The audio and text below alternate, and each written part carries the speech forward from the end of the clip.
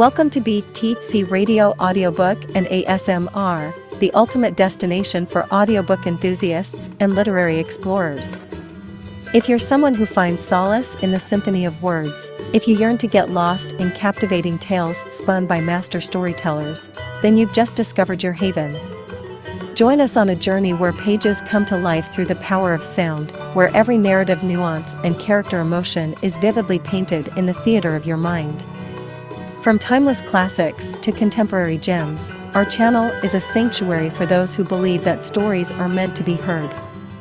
So, sit back, close your eyes, and let the magic of words transport you to distant worlds, one audiobook at a time.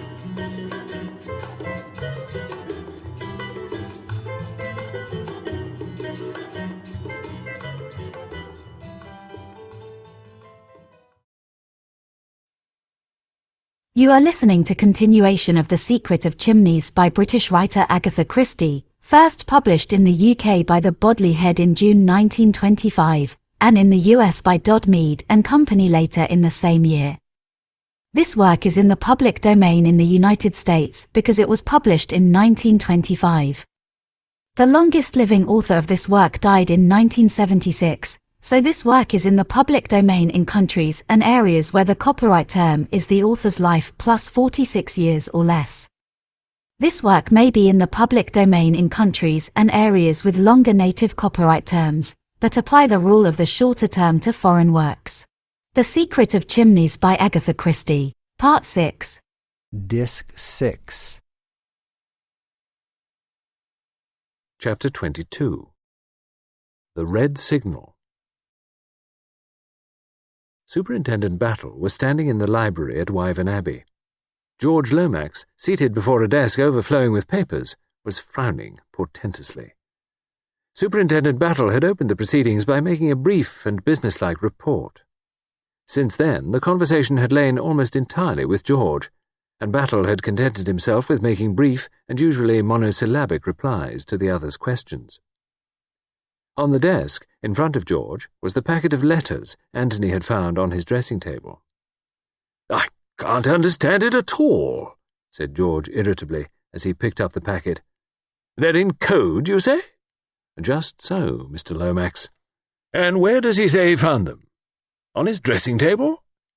Battle repeated, word for word, Anthony Cade's account of how he had come to regain possession of the letters. "And he brought them at once to you?"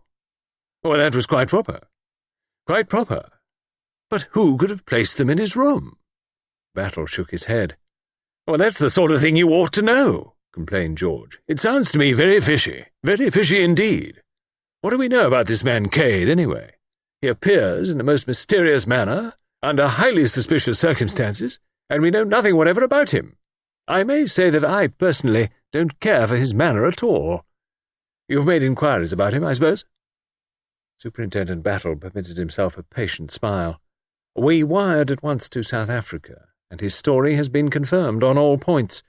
He was in Bulawayo with Mr. McGrath at the time he stated. Previous to their meeting, he was employed by Messrs. Castle, the tourist agents." "Just what I should have expected," said George. "He has the kind of cheap assurance that succeeds in a certain type of employment. But about these letters. Steps must be taken at once. At once!" The great man puffed himself out and swelled importantly. Superintendent Battle opened his mouth, but George forestalled him. "There must be no delay. These letters must be decoded without any loss of time. Now, let me see. Who is the man? There is a man connected with the British Museum, knows all there is to know about ciphers. Ran the department for us during the war. Where is Miss Oscar? She will know. Name something like Professor Winwood," said Battle. "Exactly. I remember perfectly now. He must be wired to immediately." "I have done so, Mr. Lomax, an hour ago. He will arrive by the 12:10. "Oh, very good, very good. Thank heaven something is off my mind. I shall have to be in town today. You can get along without me, I suppose?" "I think so, sir." "Well, do your best, Battle, do your best. I am terribly rushed at present." "Just so, sir." "By the way, why did not Mr. Eversley come over with you?" "He was still asleep, sir. We've been up all night, as I told you." "Oh, quite so. I'm frequently up nearly the whole night myself. To do the work of 36 hours in 24, that is my constant task. Send Mr. Eversley over at once when you get back, will you, Battle? I will give him your message, sir. Thank you, Battle. I realize perfectly that you had to repose a certain amount of confidence in him, but do you think it was strictly necessary to take my cousin, Mrs. Revel, into your confidence also? In view of the name signed to those letters, I do, Mr. Lomax. An amazing piece of effrontery, murmured George, his brow darkened as he looked at the bundle of letters. I remember the late King of Czechoslovakia, a charming fellow, but weak, deplorably weak, a tool in the hands of an unscrupulous woman. Have you any theory as to how these letters came to be restored to Mr. Cade? It's my opinion, said Battle, that if people can't get a thing one way, they try another. I don't quite follow you, said George. This crook, this King Victor, he's well aware by now that the council chamber is watched, so he'll let us have the letters, and let us do the decoding, and let us find the hiding place, and then trouble. But Lemoine and I, between us, will attend to that. You've got a plan, eh? I wouldn't go so far as to say I've got a plan, but I've got an idea. It's a very useful thing sometimes, an idea. Thereupon Superintendent Battle took his departure. He had no intention of taking George any further into his confidence. On the way back he passed Anthony on the road and stopped. Going to give me a lift back to the house? Asked Anthony. That's good. Where have you been, Mr. Cade? Down to the station to inquire about trains. Battle raised his eyebrows. Thinking of leaving us again? He inquired. Not just at present, laughed Anthony. By the way, what's upset Isaacstein? He arrived in the car just as I left, and he looked as though something had given him a nasty jolt. Mr. Isaacstein? Yes. I can't say, I'm sure. I fancy it would take a good deal to jolt him. So do I, agreed Anthony. He's quite one of the strong, silent men of finance. Suddenly Battle leant forward and touched the chauffeur on the shoulder. Stop, will you, and wait for me here. He jumped out of the car, much to Anthony's surprise, but in a minute or two the latter perceived Monsieur Lemoine advancing to meet the English detective, and gathered that it was a signal from him which had attracted Battle's attention. There was a rapid colloquy between them, and then the superintendent returned to the car and jumped in again, bidding the chauffeur drive on. His expression had completely changed. "They've found the revolver," he said, suddenly and curtly. "What?" Anthony gazed at him in great surprise. "Where?" "In Isaacstein's suitcase." "Oh, impossible." "Nothing's impossible," said Battle. "I ought to have remembered that." He sat perfectly still, tapping his knee with his hand. "Who found it?" Battle jerked his head over his shoulder. "Lemoine. Clever chap. They think no end of him at the Sûreté. But doesn't this upset all your ideas?" "No," said Superintendent Battle very slowly. "I can't say it does. It was a bit of a surprise, I admit, at first, but it fits in very well with one idea of mine." "Which is?" But the superintendent branched off onto a totally different subject. "I wonder if you'd mind finding Mr. Eversley for me, sir. There's a message for him from Mr. Lomax. He's got to go over to the Abbey at once." "All right," said Anthony. The car had just drawn up at the great door. "He's probably in bed still." "I think not," said the detective. "If you'll look, you'll see him walking under the trees there with Mrs. Revel." "Wonderful eyes you have, haven't you, Battle?" said Anthony, as he departed on his errand. He delivered the message to Bill, who was duly disgusted. "Damn it all," grumbled Bill to himself as he strode off to the house. "Why can't codders sometimes leave me alone? And why can't these blasted colonials stay in their colonies? What do they want to come over here for and pick out all the best girls? I'm fed up to the teeth with everything." "Have you heard about the revolver?" asked Virginia breathlessly as Bill left them. "Battle told me. Rather staggering, isn't it? Isaacstein was in a frightful state yesterday to get away, but I thought it was just nerves. He's about the one person I'd have pitched upon as being above suspicion. Can you see any motive for his wanting Prince Michael out of the way?"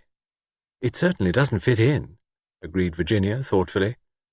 "Nothing fits in anywhere," said Anthony discontentedly. "I rather fancied myself as an amateur detective to begin with. and so far all I've done is to clear the character of the French governors at vast trouble and some little expense." "Is that what you went to France for?" inquired Virginia. "Yes, I went to Dinard and had an interview with the Comtesse de Breteuil, awfully pleased with my own cleverness, and fully expecting to be told that no such person as Mademoiselle Brunn had ever been heard of, instead of which I was given to understand that the lady in question had been the mainstay of the household for the last 7 years. So unless the Comtesse is also a crook, that ingenious theory of mine falls to the ground." Virginia shook her head. "Madame de Breteuil is quite above suspicion. I know her quite well, and I fancy I must have come across Mademoiselle at the chateau. I certainly knew her face quite well, in that vague way one does know governesses and companions and people one sits opposite to in trains. It's awful, but I never really look at them properly. Do you?" "Only if they're exceptionally beautiful," admitted Anthony. "Well, in this case—" She broke off. "What's the matter?" Anthony was staring at a figure which detached itself from the clump of trees and stood there rigidly at attention.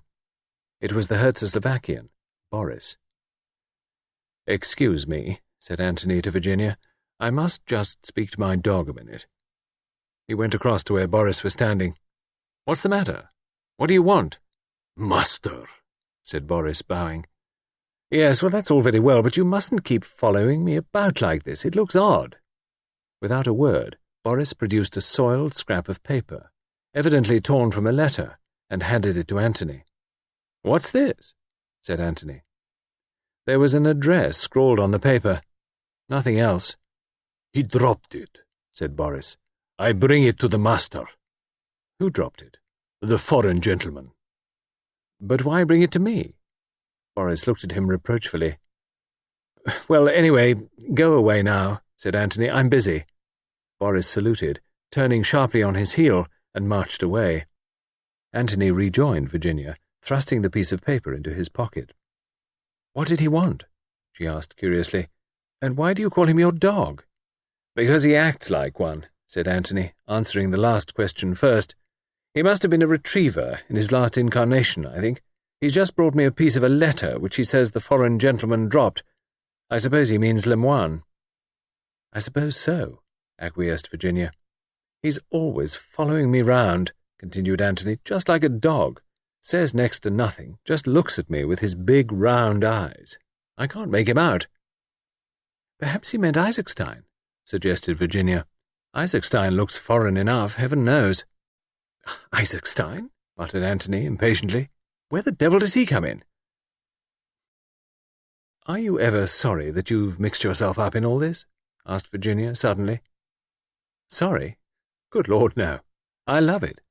I've spent most of my life looking for trouble, you know. Perhaps this time I've got a little more than I bargained for." "But you're well out of the wood now," said Virginia, a little surprised by the unusual gravity of his tone. "Not quite." They strolled on for a minute or two in silence. "There are some people," said Anthony, breaking the silence, "who don't conform to the signals. An ordinary, well-regulated locomotive slows down or pulls up when it sees the red light hoisted against it. Perhaps I was born colourblind. When I see the red signal, I can't help forging ahead, and in the end, you know, that spells disaster. Bound to. And quite right, really. That sort of thing is bad for traffic, generally." He still spoke very seriously. "I suppose," said Virginia, "that you have taken a good many risks in your life." "Pretty nearly everyone there is. Except marriage." "That's rather cynical." "It wasn't meant to be. Marriage, the kind of marriage I mean, would be the biggest adventure of the lot." "I like that," said Virginia, flushing eagerly. "There's only one kind of woman I'd want to marry, the kind who is worlds removed from my type of life. What would we do about it? Is she to lead my life, or am I to lead hers?" "If she loved you—" "Sentimentality, Mrs. Revel. You know it is. Love isn't a drug that you take to blind you to your surroundings. You can make it that, yes, but it's a pity. Love can be a lot more than that. What do you think the king and his beggar maid thought of married life after they'd been married a year or two? Didn't she regret her rags and her bare feet and her carefree life? You bet she did. Would it have been any good, his renouncing his crown for her sake, Not a bit of good, either. He'd have made a damn bad beggar, I'm sure. And no woman respects a man when he's doing a thing thoroughly badly. "Have you fallen in love with a beggar-maid, Mr. Cade?" inquired Virginia softly. "Oh, it's the other way about with me. But the principle's the same." "And there's no way out?" asked Virginia. "Oh, there's always a way out," said Anthony gloomily. "I've got a theory that one can always get anything one wants if one will pay the price. And do you know what the price is, 9 times out of 10? Compromise. A beastly thing, compromise, but it steals upon you as you near middle age. It's stealing upon me now. To get the woman I want, I'd even take up regular work." Virginia laughed. "I was brought up to a trade, you know," continued Anthony. "And you abandoned it?" "Yes. Why?" "A matter of principle." "Oh, you're a very unusual woman," said Anthony suddenly, turning and looking at her. "Why?" "You can refrain from asking questions." "You mean that I haven't asked you what your trade was?" "Just that." Again they walked on in silence. They were nearing the house now, passing close by the scented sweetness of the rose garden. "You understand well enough, I dare say," said Anthony, breaking the silence. "You know when a man's in love with you. I don't suppose you care a hang for me, or for anyone else. But by God, I'd like to make you care." "Do you think you could?" asked Virginia in a low voice. "Probably not, but I'd have a damn good try." "Are you sorry you ever met me?" she said suddenly. "Lord, no. It's the red signal again. When I first saw you that day in Pont Street, I knew I was up against something that was going to hurt like fun. Your face did that to me. Just your face. There's magic in you from head to foot. Some women are like that. I've never known a woman who had so much of it as you have. You'll marry someone respectable and prosperous, I suppose, and I shall return to my disreputable life. But I'll kiss you once before I go. I swear I will." "You can't do it now," said Virginia softly. "Superintendent Battle is watching us out of the library window." Anthony looked at her. "You're rather a devil, Virginia," he said dispassionately, "but rather a dear, too." Then he waved his hand airily to Superintendent Battle. "Caught any criminals this morning, Battle?" "Not as yet, Mr. Cade." "Well, that sounds hopeful." Battle, with an agility surprising in so stolid a man, vaulted out of the library window and joined them on the terrace. "I've got Professor Winwood down here," he announced in a whisper. "Just this minute arrived. He's decoding the letters now. Would you like to see him at work?" His tone suggested that of the showman speaking of some pet exhibit. Receiving a reply in the affirmative, he led them up to the window and invited them to peep inside. Seated at a table, the letters spread out in front of him and writing busily on a big sheet of paper, was a small, red-haired man of middle age. He grunted irritably to himself as he wrote, and every now and then rubbed his nose violently until its hue almost rivaled that of his hair. Presently he looked up. "That you, Battle? What do you want me down here to unravel this tomfoolery for? A child in arms could do it. A baby of 2 could do it on its head. Call this thing a cipher? It leaps to the eye, man." "I'm glad of that, Professor," said Battle mildly, "but we're not all so clever as you are, you know." "It doesn't need cleverness," snapped the Professor. "It's routine work. Do you want the whole bundle done? It's a long business, you know. Requires diligent application and close attention and absolutely no intelligence. I've done the one dated Chimneys, which you said was important. I might as well take the rest back to London and hand them over to one of my assistants. I really can't afford the time myself. I've come away now from a real teaser, and I want to get back to it." His eyes glistened a little. "Very well, Professor," assented Battle. "I'm sorry we're such small fry. I'll explain to Mr. Lomax. It's just this one letter that all the hurry is about. Lord Caterham is expecting you to stay for lunch, I believe." "Never have lunch," said the Professor. "Bad habit, lunch. A banana and a water biscuit is all any sane and healthy man should need in the middle of the day." He seized his overcoat, which lay across the back of a chair. Battle went round to the front of the house, and a few minutes later Anthony and Virginia heard the sound of a car driving away. Battle rejoined them, carrying in his hand the half-sheet of paper which the Professor had given him. "He's always like that," said Battle, referring to the departed Professor. "In the very deuce of a hurry. Clever man, though. Well, here's the kernel of Her Majesty's letter. Care to have a look at it?" Virginia stretched out a hand, and Anthony read it over her shoulder. It had been, he remembered, a long epistle, breathing mingled passion and despair. The genius of Professor Winwood had transformed it into an essentially businesslike communication. Operations carried out successfully, but S double-crossed us. Has removed stone from hiding place. Not in his room. I have searched. Found following memorandum, which I think refers to it. Richmond 7, straight 8, left 3, right. "S," said Anthony. "Stilptich, of course. Cunning old dog. He changed the hiding place." "Richmond," said Virginia thoughtfully. "Is the diamond concealed somewhere at Richmond, I wonder?" "It's a favourite spot for royalties," agreed Anthony. Battle shook his head. "I still think it's a reference to something in this house." "I know," cried Virginia suddenly. Both men turned to look at her. "The Holbein portrait in the council chamber. They were tapping on the wall just below it, and it's a portrait of the Earl of Richmond." "You've got it," said Battle, and slapped his leg. He spoke with an animation quite unwonted. "That's the starting point, the picture, and the crooks know no more than we do what the figures refer to. Those two men in armour stand directly underneath the picture, and their first idea was that the diamond was hidden in one of them. The measurements might have been inches. That failed, and their next idea was a secret passage, or stairway, or a sliding panel. Do you know of any such thing, Mrs. Revel?" Virginia shook her head. "There's a priest's hole, and at least one secret passage, I know," she said. "I believe I've been shown them once, but I can't remember much about them now. Here's Bundle. She'll know." Bundle was coming quickly along the terrace towards them. "I'm taking the Panhard up to town after lunch," she remarked. "Anyone want a lift? Wouldn't you like to come, Mr. Cade? We'll be back by dinner time." "No, thanks," said Anthony. "I'm quite happy and busy down here."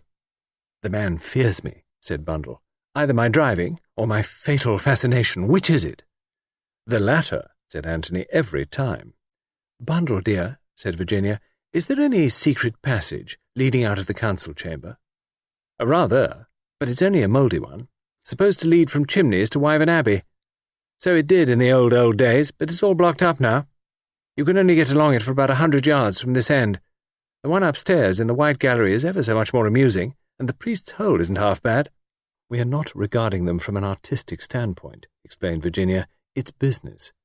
How do you get into the council chamber one?" "Hinged panel. I'll show it to you after lunch if you like." "Thank you," said Superintendent Battle. "Shall we say at 2:30? Bundle looked at him with lifted eyebrows. "Crook stuff?" she inquired. Treadwell appeared on the terrace. "A luncheon is served, my lady," he announced. Chapter 23. Encounter in the Rose Garden. At 2:30, a little party met together in the council chamber. Bundle, Virginia, Superintendent Battle, Monsieur Lemoine, and Anthony Cade. "No good waiting until we can get hold of Mr. Lomax," said Battle. "This is the kind of business one wants to get on with quickly." "If you've got any idea that Prince Michael was murdered by someone who got in this way, you're wrong," said Bundle. "It can't be done. The other end's blocked completely." "There is no question of that, milady," said Lemoine quickly. "It is quite a different search that we make." "Looking for something, are you?" asked Bundle quickly. "Not the historic whatnot, by any chance?" Lemoine looked puzzled. "Explain yourself, Bundle," said Virginia encouragingly. "You can when you try." "Oh, the thingamy-bob," said Bundle. "The historic diamond of purple princes that was pinched in the Dark Ages, before I grew to years of discretion." "Who told you this, Lady Eileen?" asked Battle. "Oh, I've always known. One of the footmen told me when I was 12 years old." "A footman?" said Battle. "Lord, I'd like Mr. Lomax to have heard that." "Is it one of George's closely guarded secrets?" asked Bundle. "How perfectly screaming! I never really thought it was true. George always was an ass." He must know that servants know everything. She went across to the Holbein portrait, touched a spring concealed somewhere at the side of it, and immediately, with a creaking noise, a section of the panelling swung inwards, revealing a dark opening. "Entrez, messieurs et mesdames," said Bundle dramatically. Walk up, dearies. Best show of the season, and only a tanner." Both Lemoine and Battle were provided with torches. They entered the dark aperture first, the others close on their heels. "Air's nice and fresh," remarked Battle. "Must be ventilated somehow." He walked on ahead. The floor was rough, uneven stone, but the walls were bricked. As Bundle had said, the passage extended for a bare 100 yards. Then it came to an abrupt end, with a fallen heap of masonry. Battle satisfied himself that there was no way of egress beyond, and then spoke over his shoulder. "We'll go back, if you please. I wanted just to spy out the land, so to speak." In a few minutes they were back again at the panelled entrance. "We'll start from here," said Battle. 7 straight, 8 left, 3 right. Take the first as paces." He paced 7 steps carefully, and bending down, examined the ground. "About right, I should fancy. At one time or another there's been a chalk mark made here. Now then, 8 left. Oh, that's not paces. The passage is only wide enough to go Indian file anyway." "Say it in bricks," suggested Anthony. "Quite right, Mr. Cade. 8 bricks from the bottom, or the top, on the left-hand side. Try from the bottom first. It's easier." He counted up 8 bricks. "Now, 3 to the right of that. 1, 2, 3. Hello? Hello, what's this?" "I shall scream in a minute," said Bundle. "I know I shall. What is it?" Superintendent Battle was working at the brick with the point of his knife. His practised eye had quickly seen that this particular brick was different from the rest. A minute or two's work, and he was able to pull it right out. Behind was a small, dark cavity. Battle thrust in his hand. Everyone waited in breathless expectancy. Battle drew out his hand again. He uttered an exclamation of surprise and anger. The others crowded round and stared uncomprehendingly at 3 articles he held. For a moment it seemed as though their eyes must have deceived them. A card of small pearl buttons, a square of coarse knitting, and a piece of paper on which were inscribed a row of capital E's. "Well," said Battle, I'm danged. What's the meaning of this?" "Mon Dieu," muttered the Frenchman. "Ça c'est un peu trop fort." "But what does it mean?" cried Virginia, bewildered. "Mean?" said Anthony. "There's only one thing it can mean. The late Count Stilptich must have had a sense of humour. This is an example of that humour. I may say that I don't consider it particularly funny myself." "Do you mind explaining your meaning a little more clearly, sir?" said Superintendent Battle. "Well, certainly. This was the Count's little joke. He must have suspected that his memorandum had been read. When the crooks came to recover the jewel, they were to find instead this extremely clever conundrum. It's the sort of thing you pin onto yourself at book teas, when people have to guess what you are. It has a meaning, then? I should say undoubtedly. If the Count had meant to be merely offensive, he would have put a placard with 'Sold' on it, or a picture of a donkey or something crude like that. A bit of knitting, some capital E's, and a lot of buttons," muttered Battle discontentedly. "C'est inouï," said Lemoine angrily. "Cipher number 2, said Anthony. "I wonder whether Professor Winwood would be any good at this one."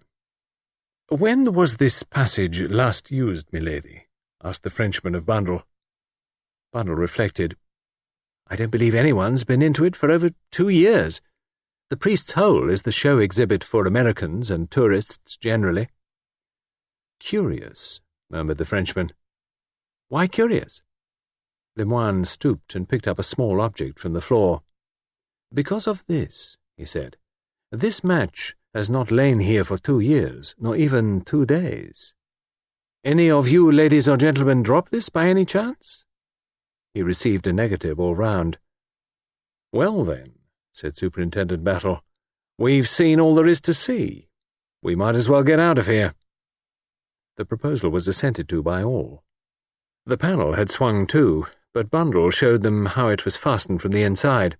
She unlatched it, swung it noiselessly open, and sprang through the opening, alighting in the council chamber with a resounding thud.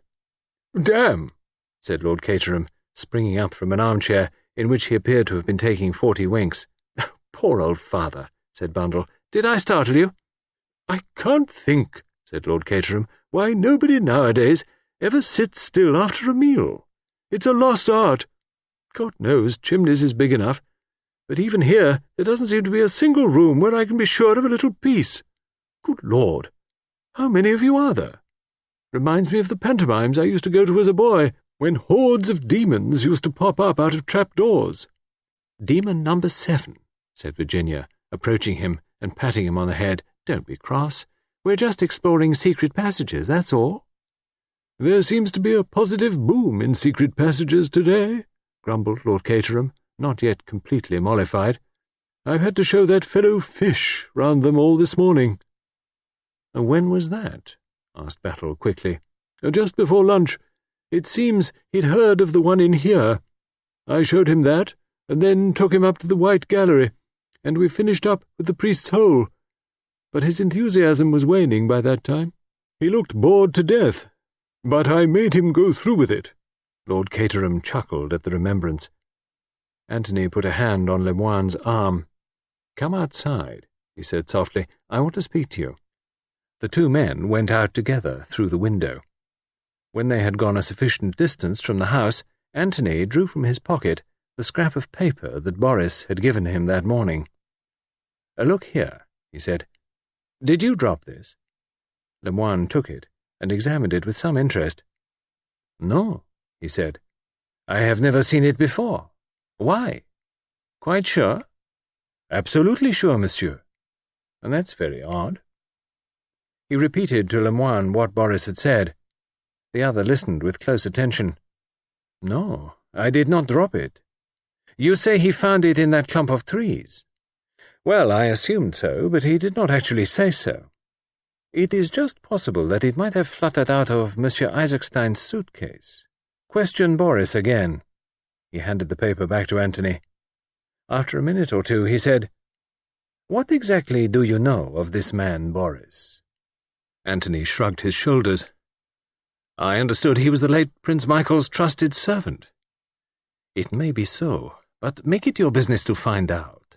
Ask someone who knows, such as the Baron Lollopretil. Perhaps this man was engaged but a few weeks ago. For myself, I have believed him honest, but who knows? King Victor is quite capable of making himself into a trusted servant at a moment's notice." "Do you really think—" Lemoine interrupted him. "I will be quite frank. With me, King Victor is an obsession. I see him everywhere. At this moment, even, I ask myself, this man who is talking to me, this Monsieur Cade, is he perhaps King Victor?" "Good Lord," said Anthony. "You have got it badly." "What do I care for the diamond? For the discovery of the murderer of Prince Michael? I leave those affairs to my colleague of Scotland Yard, whose business it is. Me? I am in England for one purpose, and one purpose only, to capture King Victor, and capture him red-handed. Nothing else matters." "Think you'll do it?" asked Anthony, lighting a cigarette. "How should I know?" said Lemoine, with sudden despondency. Said Anthony. They had regained the terrace. Superintendent Battle was standing near the French window, in a wooden attitude. "Look at poor old Battle," said Anthony. "Let's go and cheer him up." He paused a minute and said, "You know, you're an odd fish in some ways, Monsieur Lemoine." "In what ways, Monsieur Cade?" "Well," said Anthony, "in your place, I should have been inclined to note down that address I showed you. It may be of no importance, quite conceivably. On the other hand, it might be very important indeed." Lemoine looked at him for a moment or two steadily. Then, with a slight smile, he drew back the cuff of his left coat sleeve. Pencilled on the white shirt cuff beneath were the words, "Hurstmere, Langley Road, Dover." "I apologize," said Anthony, "and I retire worsted." He joined Superintendent Battle. "You look very pensive, Battle," he remarked. "I've got a lot to think about, Mr. Cade." "Yes, I expect you have." "Things aren't dovetailing. They're not dovetailing at all." "Very trying," sympathized Anthony. "Never mind, Battle. If the worst comes to the worst, you can always arrest me. You've got my guilty footprints to fall back on, remember?" But the superintendent did not smile. "Got any enemies here that you know of, Mr. Cade?" he asked. "I've an idea that the third footman doesn't like me," replied Anthony lightly. "He does his best to forget to hand me the choicest vegetables." "Why?" "I've been getting anonymous letters," said Superintendent Battle. "Or rather, an anonymous letter, I should say." "About me?" Without answer, Battle took a folded sheet of cheap notepaper from his pocket and handed it to Anthony. Scrawled on it, in an illiterate handwriting, were the words, "Look out for Mr. Cade. He isn't what he seems." Anthony handed it back with a light laugh. "That all? Cheer up, Battle. I'm really a king in disguise, you know." He went into the house, whistling lightly as he walked along. But as he entered his bedroom and shut the door behind him, his face changed. It grew set and stern. He sat down on the edge of the bed and stared moodily at the floor. "Things are getting serious," said Anthony to himself. "Something must be done about it. It's all damned awkward." He sat there for a minute or two, then strolled to the window. For a moment or two he stood looking out aimlessly, and then his eyes became suddenly focused on a certain spot, and his face lightened. "Of course," he said. "The rose garden. That's it, the rose garden." He hurried downstairs again and out into the garden by a side door. He approached the rose garden by a circuitous route. It had a little gate at either end. He entered by the far one and walked up to the sundial, which was on a raised hillock in the exact centre of the garden. Just as Anthony reached it, he stopped dead and stared at another occupant of the rose garden who seemed equally surprised to see him. "I didn't know that you were interested in roses, Mr. Fish," said Anthony gently. "Sir," said Mr. Fish, "I am considerably interested in roses." They looked at each other warily, as antagonists seek to measure their opponent's strength. "So am I," said Anthony. "Is that so? In fact, I dote upon roses," said Anthony airily. A very slight smile hovered upon Mr. Fish's lips, and at the same time Anthony also smiled. The tension seemed to relax. "Look at this beauty now," said Mr. Fish, stooping to point out a particularly fine bloom. "Madame Abel Châtenay, I presume it to be?" "Yes, I am right.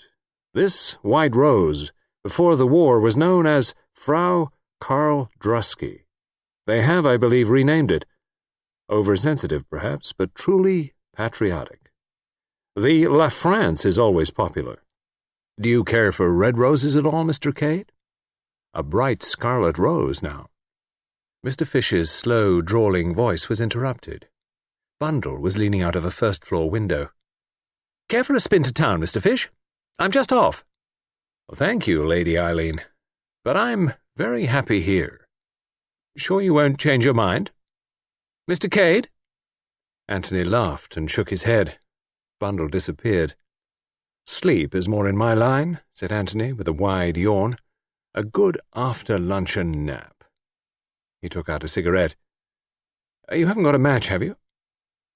Mr. Fish handed him a matchbox. Anthony helped himself and handed back the box with a word of thanks. "Roses," said Anthony, "are all very well, but I don't feel particularly horticultural this afternoon." With a disarming smile, he nodded cheerfully. A thundering noise sounded from just outside the house. "Pretty powerful engine she's got in that car of hers," remarked Anthony. "There, off she goes." They had a view of the car speeding down the long drive. Anthony yawned again and strolled towards the house.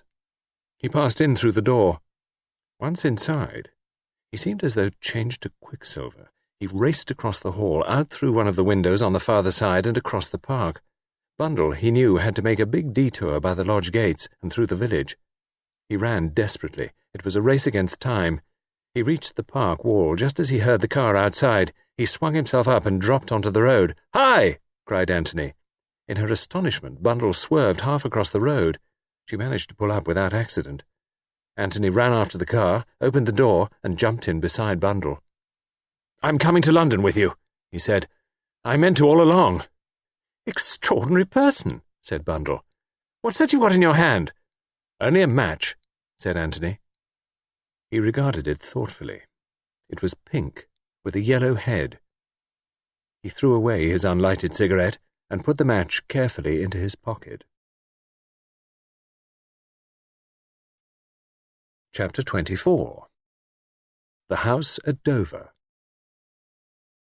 "You don't mind, I suppose," said Bundle after a minute or two, "if I drive rather fast? I started later than I meant to." It had seemed to Anthony that they were proceeding at a terrific speed already, but he soon saw that that was nothing compared to what Bundle could get out of the Panhard if she tried. "Some people," said Bundle, as she slowed down momentarily to pass through a village, "are terrified of my driving. Poor old father, for instance.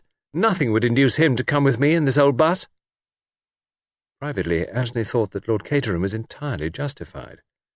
Driving with Bundle was not a sport to be indulged in by nervous, middle-aged gentlemen.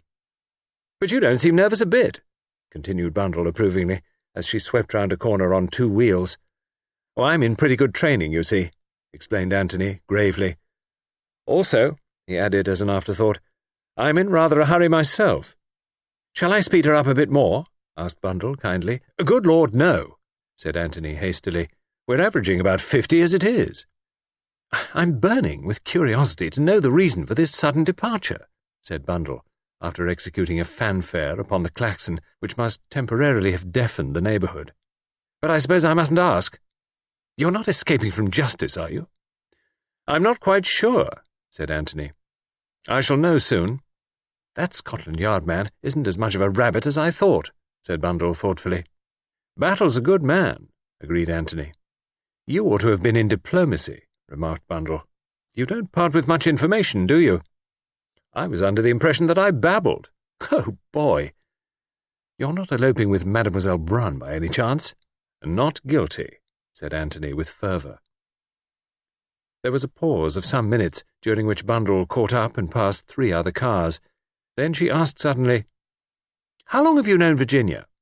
"Well, that's a difficult question to answer," said Anthony with perfect truth.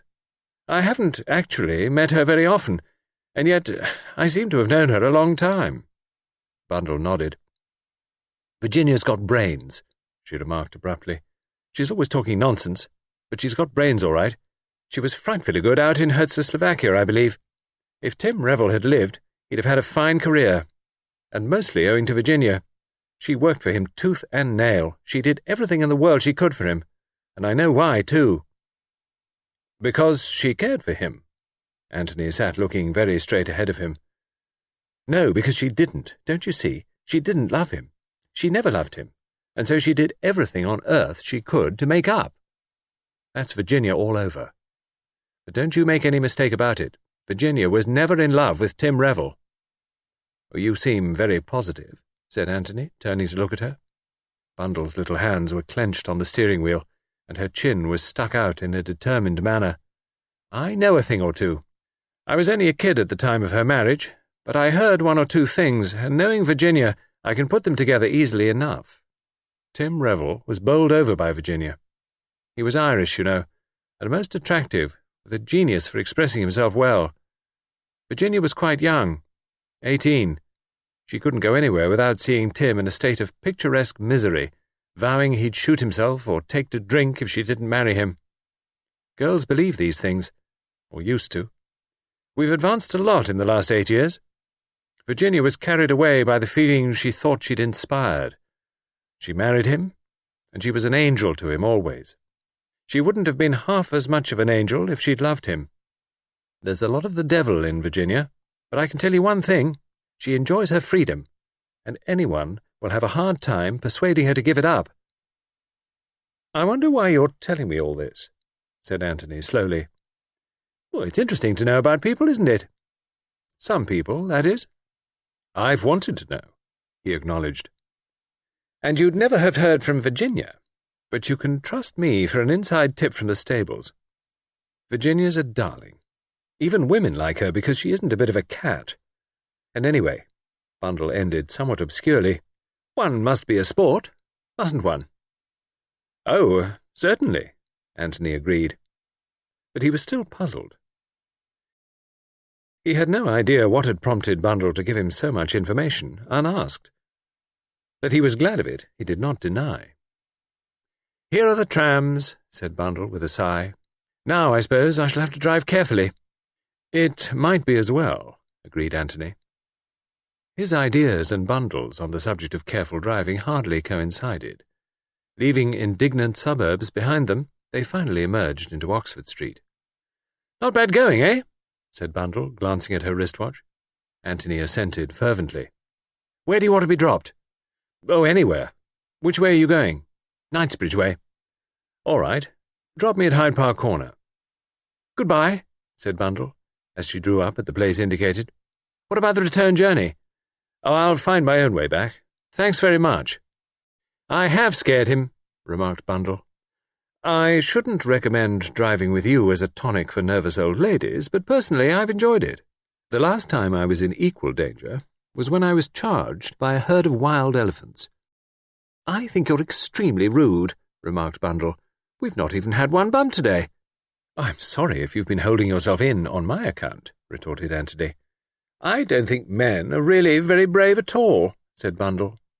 "That's a nasty one," said Anthony. "I retire humiliated." Bundle nodded and drove on. Anthony hailed a passing taxi. "Victoria Station," he said to the driver as he got in. When he got to Victoria, he paid off the taxi and inquired for the next train to Dover. Unfortunately, he had just missed one. Resigning himself to a wait of something over an hour, Anthony paced up and down, his brows knit. Once or twice he shook his head impatiently. The journey to Dover was uneventful. Arrived there, Anthony passed quickly out of the station, and then, as though suddenly remembering, he turned back again. There was a slight smile on his lips as he asked to be directed to Hurstmere, Langley Road. The road in question was a long one, leading right out of town. According to the porter's instructions, Hurstmere was the last house. Anthony trudged along steadily. The little pucker had reappeared between his eyes. Nevertheless, there was a new elation in his manner, as always when danger was near at hand. Hurstmere was, as the porter had said, the last house in Langley Road. It stood well back, enclosed in its own grounds, which were ragged and overgrown. The place, Anthony judged, must have been empty for many years. A large iron gate swung rustily on its hinges, and the name on the gatepost was half obliterated. "A lonely spot," muttered Anthony to himself, "and a good one to choose." He hesitated a minute or two, glanced quickly up and down the road, which was quite deserted, and then slipped quietly past the creaking gate into the overgrown drive. He walked up it a little way, and then stood listening. He was still some distance from the house. Not a sound could be heard anywhere. Some fast yellowing leaves detached themselves from one of the trees overhead and fell with a soft rustling sound that was almost sinister in the stillness. Anthony started, then smiled. "Nerves," he murmured to himself. "Never knew I had such things before." He went on up the drive. Presently, as the drive curved, he slipped into the shrubbery, and so continued his way unseen from the house.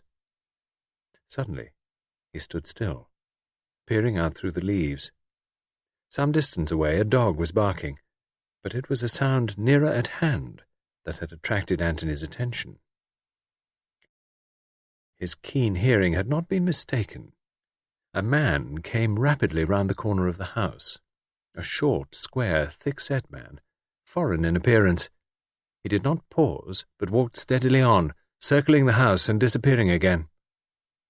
Anthony nodded to himself. "Sentry," he murmured. "They do the thing quite well." As soon as he had passed, Anthony went on, diverging to the left, and so following in the footsteps of the sentry. His own footsteps were quite noiseless. The wall of the house was on his right, and presently he came to where a broad blur of light fell on the gravelled walk. The sound of several men talking together was clearly audible. "My God, what double-dyed idiots!" murmured Anthony to himself. "It would serve them right to be given a fright." He stole up to the window, stooping a little so that he should not be seen. Presently, he lifted his head very carefully to the level of the sill and looked in. Half a dozen men were sprawling round a table. 4 of them were big, thick-set men with high cheekbones and eyes set in Magyar slanting fashion. The other 2 were rat-like little men with quick gestures. The language that was being spoken was French, but the 4 big men spoke it with uncertainty and a hoarse, guttural intonation. "The boss?" growled one of these. "When will he be here?" One of the smaller men shrugged his shoulders. "Any time now." "About time too," growled the first man. "I have never seen him, this boss of yours, but oh, what great and glorious work might we not have accomplished in these days of idle waiting." "Fool," said the other little man bitingly. "Getting nabbed by the police is all the great and glorious work you and your precious lot would have been likely to accomplish. A lot of blundering gorillas." "Aha!" roared another big, thick-set fellow. "You insult the comrades. I will soon set the sign of the red hand around your throat." He half rose, glaring ferociously at the Frenchman. But one of his companions pulled him back again. "No quarrelling," he grunted. "We are to work together. From all I heard, this King Victor doesn't stand for being disobeyed." In the darkness, Anthony heard the footsteps of the sentry coming round again, and he drew back behind a bush. "Who's that?" said one of the men inside. "Carlo, going his rounds." "Oh. What about the prisoner?" "Oh, he's all right. Coming round pretty fast now. He's recovered well from the crack on the head we gave him."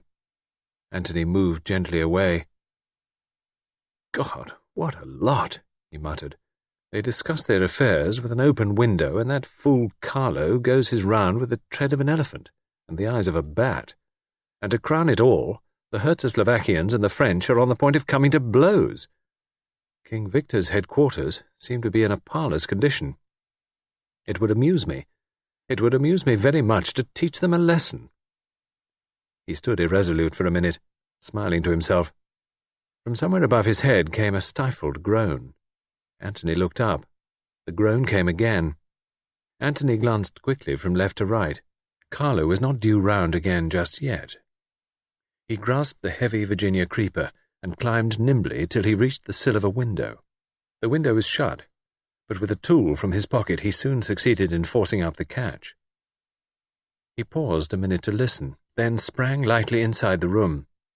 There was a bed in the far corner, and on that bed a man was lying, his figure barely discernible in the gloom. Anthony went over to the bed and flashed his pocket torch on the man's face. It was a foreign face, pale and emaciated, and the head was swathed in heavy bandages. The man was bound hand and foot. He stared up at Anthony like one dazed. Anthony bent over him, and as he did so he heard a sound behind him and swung round, his hand travelling to his coat pocket, but a sharp command arrested him. "Hands up, sonny. You didn't expect to see me here, but I happened to catch the same train as you at Victoria." It was Mr. Hiram Fish who was standing in the doorway. He was smiling, and in his hand was a big blue automatic. Chapter 25. Tuesday night at Chimneys. Lord Caterham, Virginia, and Bundle were sitting in the library after dinner. It was Tuesday evening. Some 30 hours had elapsed since Anthony's rather dramatic departure. For at least the 7th time, Bundle repeated Anthony's parting words, as spoken at Hyde Park Corner. "I'll find my own way back," echoed Virginia thoughtfully. "That doesn't look as though he expected to be away for as long as this. And he's left all his things here. He didn't tell you where he was going?" "No," said Virginia, looking straight in front of her. "He told me nothing." After this there was a silence for a minute or two. Lord Caterham was the first to break it. "On the whole," he said, "keeping an hotel has some advantages over keeping a country house." "Meaning?" "That little notice they always hang up in your room. Visitors intending departure must give notice before 12 o'clock. Virginia smiled. "I dare say," he continued, "that I am old-fashioned and unreasonable. It's the fashion, I know, to pop in and out of a house. Same idea as an hotel. Perfect freedom of action. And no bill at the end." "You are an old grouser," said Bundle. "You've had Virginia and me. What more do you want?" "Oh, nothing more, nothing more," Lord Caterham assured them hastily. "No, that's not it at all. It's the principle of the thing. It gives one such a restless feeling. I'm quite willing to admit that it's been an almost ideal 24 hours. Peace. Perfect peace. No burglaries or other crimes of violence. No detectives, no Americans. What I complain of is that I should have enjoyed it all so much more if I'd felt really secure. As it is, all the time I've been saying to myself, one or the other of them is bound to turn up in a minute, and that spoilt the whole thing." "Well, nobody has turned up," said Bundle. "We've been left severely alone. Neglected, in fact. It's odd the way Fish disappeared."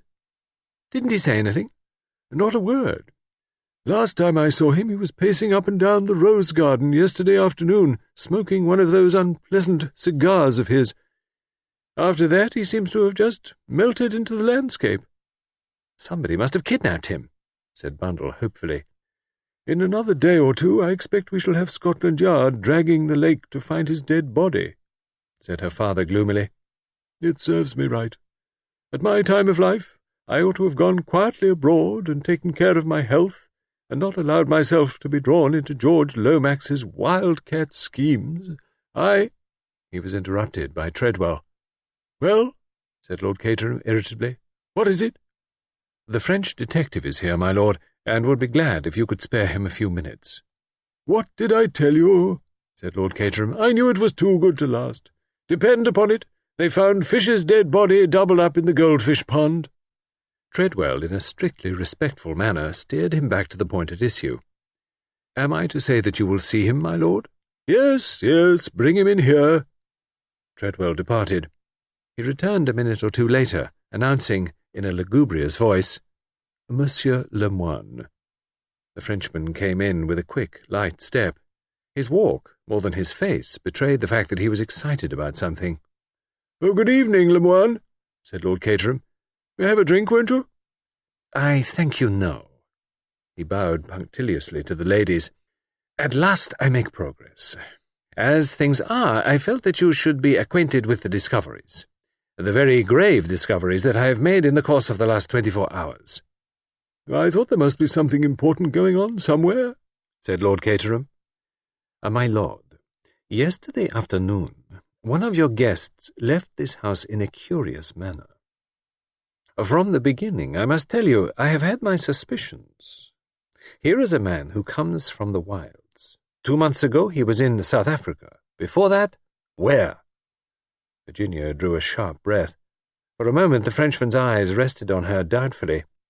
Then he went on. "Before that, where? None can say. And he is just such a one as the man I am looking for. Gay, audacious, reckless, one who would dare anything. I sent cable after cable, but I can get no word as to his past life. 10 years ago he was in Canada. Yes, but since then, silence. My suspicions grow stronger. Then I pick up one day a scrap of paper where he has lately passed along. It bears an address, the address of a house in Dover. Later, as though by chance, I drop that same piece of paper. Out of the tail of my eye, I see this Boris, this Czechoslovakian, pick it up and take it to his master. All along I have been sure that this Boris is an emissary from the Comrades of the Red Hand. We know that the Comrades are working in with King Victor over this affair. If Boris recognized his chief in Mr. Anthony Cade, would he not do just what he has done, transferred his allegiance? Why should he attach himself otherwise to an insignificant stranger? It was suspicious, I tell you, very suspicious. But almost I am disarmed. For Anthony Cade brings this same paper to me at once and asks me if I have dropped it. As I say, almost I am disarmed, but not quite. For it may mean that he is innocent, or it may mean that he is very, very clever. I deny, of course, that it is mine, or that I have dropped it. But in the meantime, I have set inquiries on foot. Only today I have news. The house at Dover has been precipitately abandoned, but up till yesterday afternoon it was occupied by a body of foreigners. Not a doubt but that it was King Victor's headquarters. Now, see the significance of these points. Yesterday afternoon, Mr. Cade clears out from here precipitately. Ever since he dropped that paper, he must know that the game is up. He reaches Dover, and immediately the gang is disbanded. What the next move will be, I do not know. What is quite certain is that Mr. Anthony Cade will not return here. But knowing King Victor as I do, I am certain that he will not abandon the game without having one more try for the jewel. And that is when I shall get him. Virginia stood up suddenly. She walked across to the mantelpiece and spoke in a voice that rang like cold steel. "You are leaving one thing out of account, I think, Mr. Lemoine," she said. "Mr. Cade is not the only guest who disappeared yesterday in a suspicious manner." "You mean, madame, that all you have said applies equally well to another person. What about Mr. Hiram Fish?" "Oh, Mr. Fish. Yes, Mr. Fish. Did you not tell us that first night that King Victor had lately come to England from America? So has Mr. Fish come to England from America.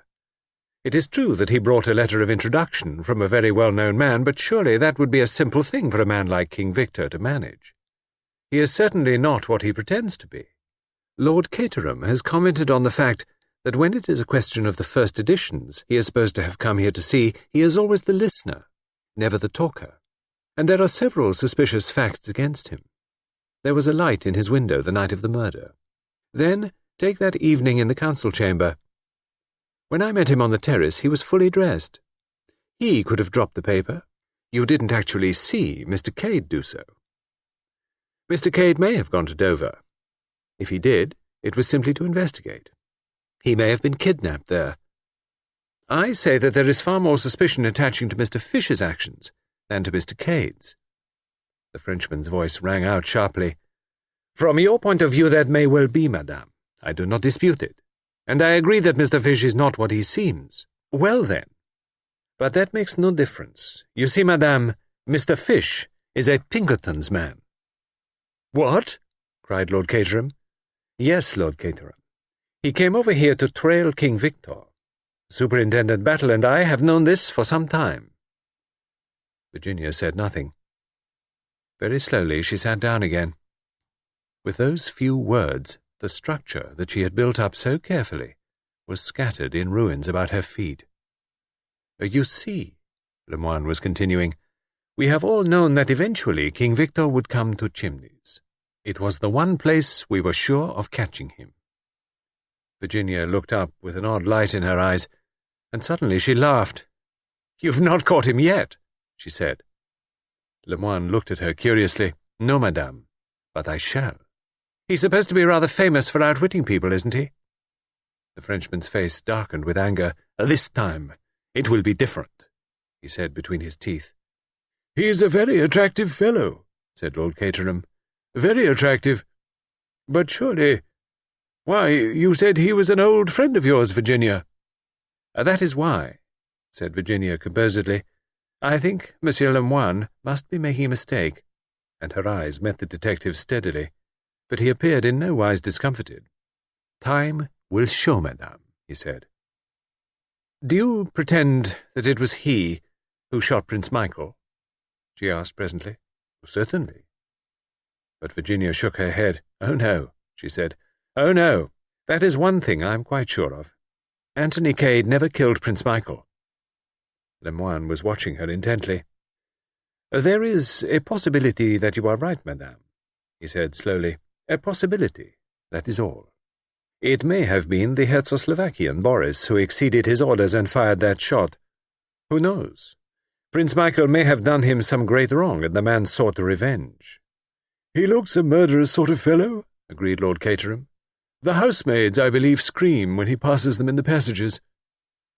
Well, said Lemoine, I must be going now. I felt it was due to you, my lord, to know exactly how things stand. Oh, very kind of you, I'm sure, said Lord Caterham. Quite certain you won't have a drink? All right, then. Good night. I hate that man with his prim little black beard and his eyeglasses, said Bundle, as soon as the door had shut behind him. I hope Anthony does snoo him. I'd love to see him dancing with rage. What do you think about it all, Virginia? I don't know, said Virginia. I'm tired. I shall go up to bed. Not a bad idea, said Lord Caterham. It's 11:30. As Virginia was crossing the wide hall, she caught sight of a broad back that seemed familiar to her, discreetly vanishing through a side door. Superintendent Battle? She called imperiously. The superintendent, for it was indeed he, retraced his steps with a shade of unwillingness. Yes, Mrs. Revel? Monsieur Lemoine has been here. He says— Tell me, is it true, really true, that Mr. Fish is an American detective? Superintendent Battle nodded. That's right. You have known it all along?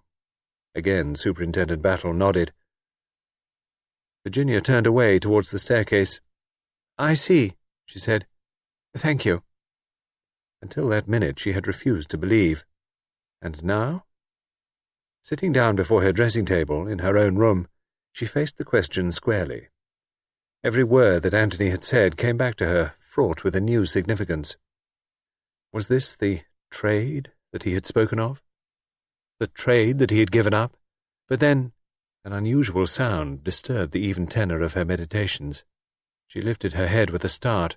Her little gold clock showed the hour to be after 1.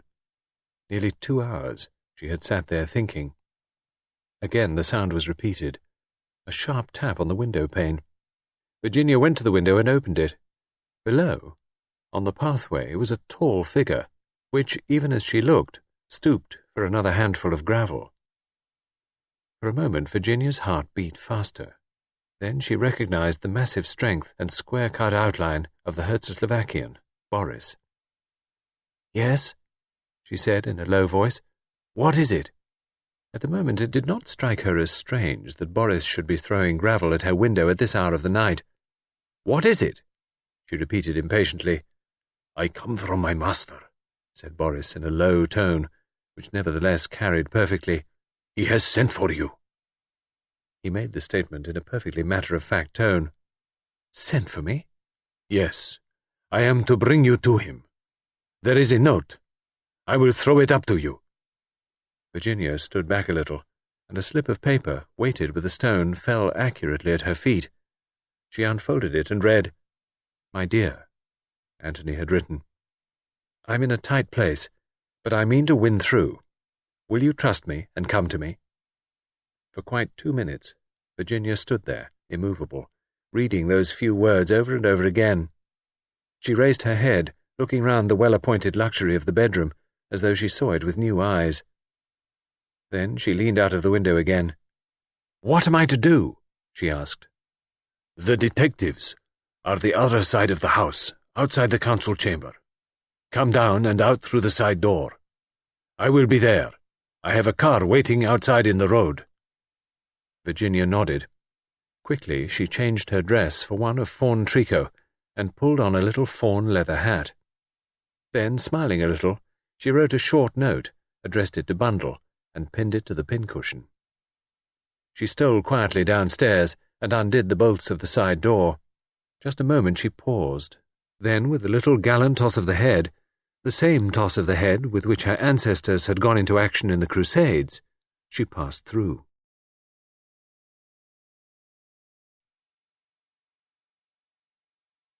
End of Disc 6. This is end of part 6. There are 7 parts of this audiobook.